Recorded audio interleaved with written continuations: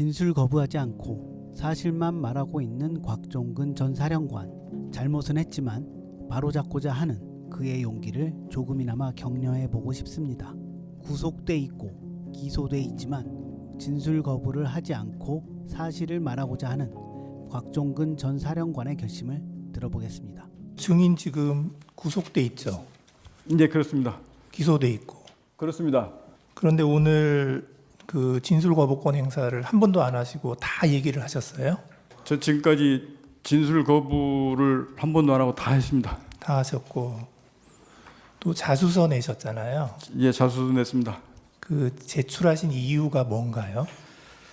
제가 자수서를 제출한 이유는 첫 번째 계기는 12월 5일 날 김용인 전 장관이 저한테 이 비화폰이 이거는 녹화가 되고 이제 녹음이 안 되니까 당당하게 가라라고 얘기를 5일 날 저녁에 저한테 얘기를 했습니다. 그러고 나서 전반적으로 이제 나온 것들이 707이나 예하 여단장 지휘관들이 모든 상황이 다 처벌받는 소리가 저한테 막 계속 들어왔습니다.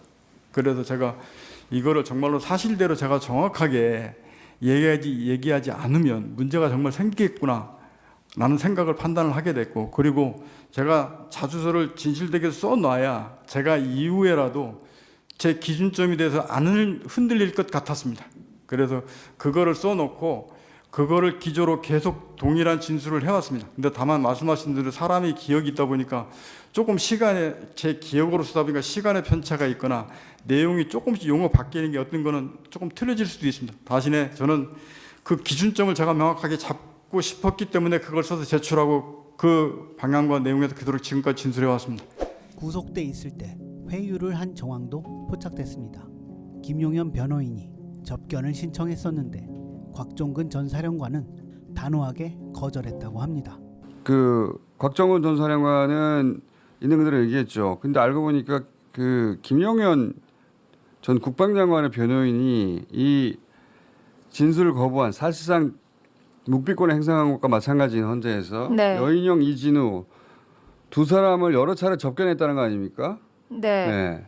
그 이진우 사령관 같은 경우에 국회 국정조사 특위 출석 하루 전날 만나기도 했고요. 여인영 전 사령관 같은 경우에도 헌법재판소 탄핵심판 증인 출석 하루 전날 만났습니다. 반면 그대로 진술했던, 있는 그대로 진술했던 소상이 곽종근 전 특전사령관 같은 경우는 거부했다는 거잖아요.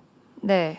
네. 이제 만나자라는 시도가 있었는데 단호하게 바로 거절했다고 합니다. 만난 다음에 이진우 사령관 그리고 여인영 사령관은 윤석열의 탄핵심판 변론 기일에 나와서 형사재판이 있다라는 이유로 대부분 진술을 거부하거나 소극적으로 이제 그랬죠. 답했고, 또 일부 증언은 검찰에서 이야기했던 것으로 알려진 것과 내용이 달라졌습니다. 그러니까 이제 회유했을 가능성을 의심하게 되는 거죠. 그런데 이제 곽종근 전 사령관은 접견도 거부했고 자기가 겪은 바를 아주 소상하게 밝혔죠. 다시 한번 봅시다.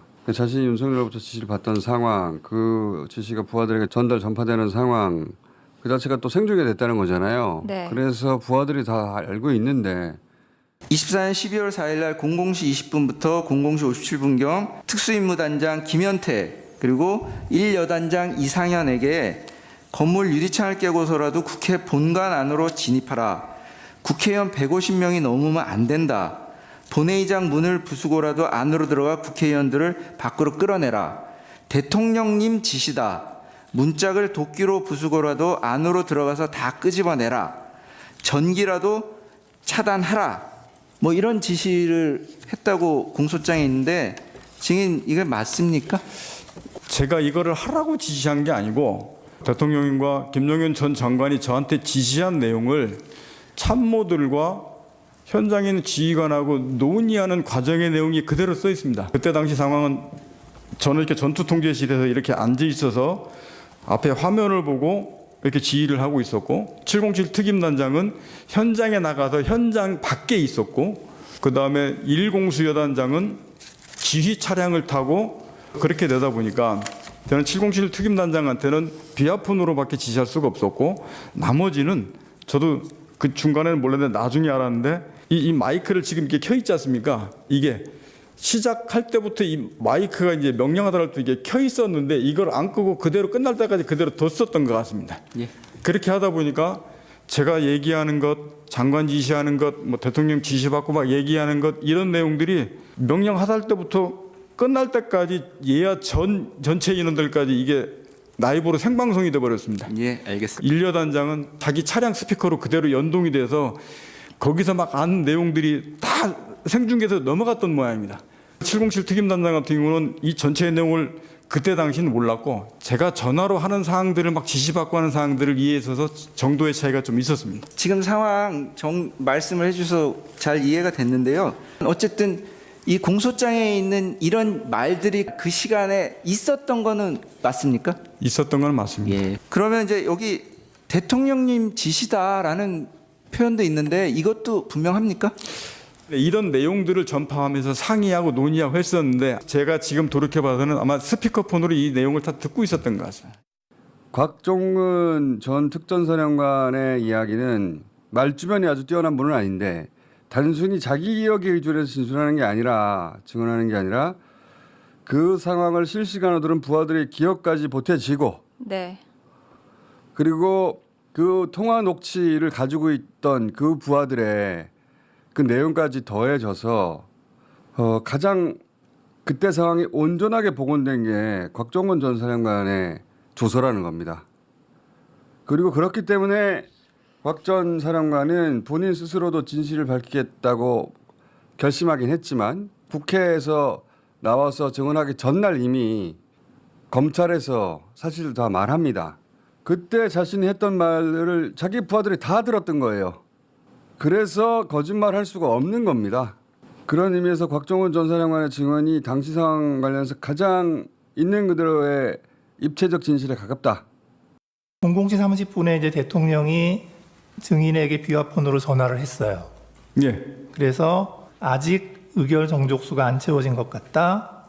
빨리 국회 문을 부수고 들어가서 의사당 안에 있는 인원들을 밖으로 끄집어내라. 이렇게 지시를 했다는 거죠. 예, 그 통화 내용이었습니다. 예, 그거를 듣고 증인이 이제 갑자기 어떤 생각을 했다고 하냐면 공포탄이라도 쏴야 되나, 테이저 건이라도 쏴야 하나, 내부 전기라도 끊어야 하나. 이거는 그 지시를 듣고 그냥 증인이 생각한 거죠. 그건 제 생각입니다. 그렇게 하기 위해서 제 생각을 이렇게 특임단장 참모들한테 논의하면서 물어보고 이렇게 했던 겁니다. 그래서 그거를 지금 김현태 단장하고 비화폰으로 통화를 했나요? 야, 테이저건을 써서 그 부분이 되냐라고 했더니 김현태 단장이 저한테 지금 사람이 너무 많아서 테이저건 쓰면 위험해서 안 됩니다 라고 저한테 피드백을 바로 했고 그래서 그러면 하지 마라 하면 안 된다라고 그 중지 지시를 그때 했습니다.